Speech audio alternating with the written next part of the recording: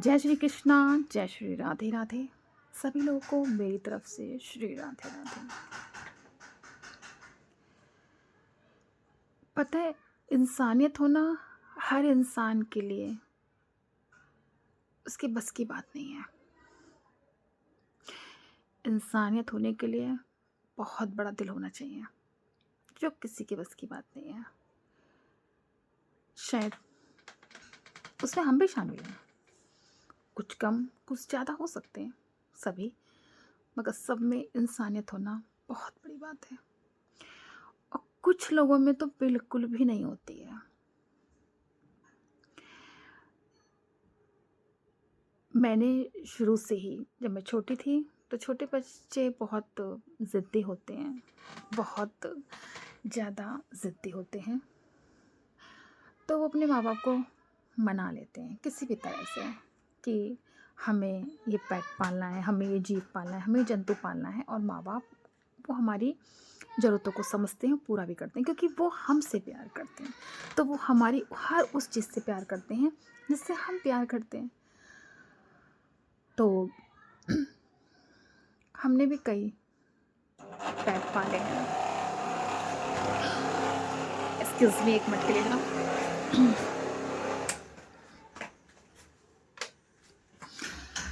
तो हमने भी बहुत पेट पाले हैं, मैं और मेरी बड़ी दीदी।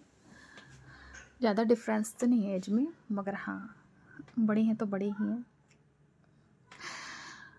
तो हम लोगों ने बहुत जीव पाले हैं। उन्हें कम पसंद थे, मुझे बहुत पसंद थे। और मैं बहुत ज़िद्दी थी, छोटी थी घर में, तो वैसे भी बहुत ज़िद्दी थी। तो पापा मेरी हर ज़रूरत को पूरा करते थे। अब तो पापा के जाने के बाद मैं शायद घर में सबसे बड़ी बन चुकी हूँ क्योंकि अब कुछ ज़िद ही नहीं रही है। सिर्फ वही ज़िद करती हूँ जो मेरे तक सीमित होती हैं, जो मैं ही पूरा कर सकती हूँ। वही ज़िद मैं अपने आप से करती हूँ और कोई ज़िद नहीं करती, क्योंकि अब सुनने वाला भी कोई नहीं है और किसी से कहने वाली भी मैं नहीं हूँ कि मेरी ये ज़िद है, मेरी ये मंशा है, मेरी ये मनोकामना है। वो पापा के साथ ही ख़त्म हो गई हैं, इसलिए मैं बहुत बड़ी हो गई हूँ। कहते हैं ना, जब तक बच्चे की ज़िदें रहती हैं, चाहे वो कितनी भी बड़ी हो और उनकी पूरी करने वाला कोई होता है, तब तक वो छोटा बच्चा रहता है, चाहे वो कितना भी बड़ा हो जाए। शादी के बाद भी लड़कियाँ बहुत बड़ी बच्ची रहती हैं, बड़ी होने के बाद भी, माँ बनने के बाद भी, क्योंकि उनकी ज़रूरतों को पूरा करने वाला कोई ना कोई होता है। और जिस दिन औरत की ज़िदें ख़त्म हो जाएँ तो समझ जाओ कि उनकी ज़रूरतें पूरी करने वाला कोई नहीं रहा, बेशक वो उनके साथ में खड़ा ही क्यों ना हो। क्योंकि जब तक हमें प्यार करने वाले, हमारी ज़रूरतों को समझने वाले, हमारी फीलिंग्स को समझने वाले, हमारे आंसुओं को समझने वाले, हमारी केयर को समझने वाले लोग माता पिता होते हैं, तब तक हम बहुत ज़िद्दी और शरारती और नॉटी रहते हैं और बच्चे रहते हैं। और बचपना हमारे अंदर तब तक जीवित भी रहता है, चाहे हम 50 साल के क्यों ना हो जाएं। मगर जिस दिन हमारी ज़रूरतों को कोई पूरा करने वाला नहीं होता, समझने वाला नहीं होता, हमारी इमोशनल को, हमारी भावनाओं को, तब तक हम छोटे ही रहते हैं। और जिस दिन हमें समझने वाला कोई नहीं होता है, उस दिन हम एकदम से बड़े हो जाते हैं।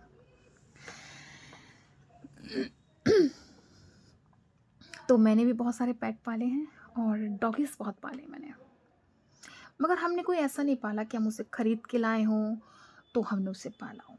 ऐसा हमने हरगिज़ नहीं किया, ठीक है। कोई हमारे गेट पर ही आ गया, कोई बहुत लाचार हुआ, हमने उसकी थोड़ी सी देख रेख करी, थोड़ा सा उसे प्यार दिया, थोड़ा सा दुलार दिया, और वो हमारे ही रोज़ हमारे घर आने लगा, फिर घूमने चला गया, फिर आ गया, फिर वो इस तरह से हमारा एक घर का हिस्सा बन गया। और पापा ने फिर उसे कभी घर से जाने नहीं दिया, क्योंकि वो हमसे ज़्यादा इस चीज़ में इमोशनल थे, बहुत ज़्यादा। ऊपर से बहुत कठोर थे, बहुत गुस्सेबाज थे। हमने बचपन में पिटाई बहुत खाई, और मैंने तो बहुत खाई, क्योंकि मैं बहुत शरारती थी। मैं भी बता दूँ आपको, तो मैंने बहुत शरारती खाई है, मगर इस बात में कभी नहीं खाई मैंने डांट। पढ़ने के पीछे बहुत डांट खाई है मैंने, और किस चीज़ में नहीं खाई है। और इस चीज़ में मगर पापा मुझे कभी नहीं डांटते थे, क्योंकि उनका दिल शायद बहुत ज़्यादा बड़ा था। चाहे उसी का 1% शायद अभी तक उनके जाने के बाद भी मेरे दिल में है। मैं भी जीवों से बहुत प्यार करती हूँ। पालते तो हम जीव थे, मगर उसकी सारी केयर, उसकी सारी देखभाल, उसकी पॉटी, उसकी टॉयलेट उसकी दवा, उसको डॉक्टर को बुला के लाना। आप यकीन नहीं मानोगे, आज से 30-35 साल पहले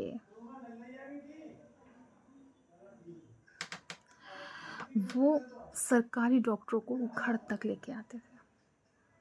आप सोच लीजिए उन्होंने किस तरह से जीव पाले होंगे, उन्होंने किस तरह से पेट पाले होंगे। समझ सकते हैं आप? उनके दिल में ममता थी, तभी वो ये काम तक करते थे। और जबकि उनकी गवर्नमेंट जॉब थी, साइकिल से ही डेली जाना और डेली आना था उनका, मगर उसके बाद भी वो डॉक्टर्स को साइकिल से लेके आते थे, एक सड़क छाप डॉगी के लिए, सड़क छाप डॉगी के लिए। आप लगाइए कितनी ममता होगी, कितनी इंसानियत होगी, कितना इमोशन होगा उनके अंदर जीव जंतुओं के लिए। तो अगर 1% मेरे अंदर है, और आज तो इतनी प्रॉब्लम्स भी नहीं है जीवन में, उनके समय तो बहुत प्रॉब्लम्स थी, तो सोचिए उन्होंने कैसे हैंडल करी होंगी। घर को लेकर चले,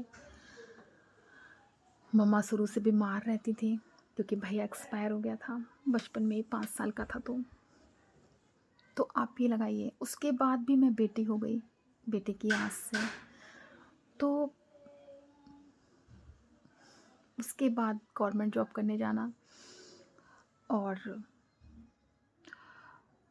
क्या कहते हैं, और पूरा घर का काम भी करना, जॉब भी करना, और उसके बाद आके हमें भी देखना, और उसके बाद जीव जंतु को भी देखना। लगाइए आप कितना तो सोते होंगे, और कितना कुछ जीव जंतु पालते हैं ना, तो कितना सुनने मिलता है, कितना सुना है उन्होंने हमारे पीछे।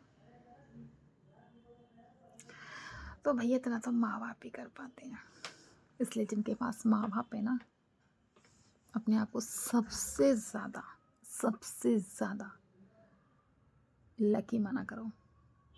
ये समझा करो भगवान ने अपना फरिश्ता, अपनी फ़ोटो फ्रेम, अपनी फ़ोटो कॉपी साक्षात अपने आप को आपके पास भेज दिया है। क्योंकि माँ बाप के बाद बहुत लाखों करोड़ों में ही कुछ लोग होते हैं जिनको और लोग का भी प्यार मिलता है। हम तो भैया नहीं है उन लाखों करोड़ों में एक भी।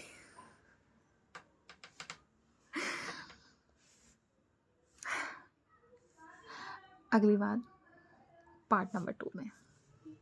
तब तक के लिए टेक केयर। ये मेरी आत्मकथा है, तो पार्ट नंबर 1 से शुरू हुई है। जब तक मेरी सांसें रहेंगी तब तक चलती रहेंगी। आई होप आप इसे बहुत प्यार देंगे, जैसे मेरी और वीडियोस को देते हैं। जय श्री कृष्णा, जय श्री राधे राधे।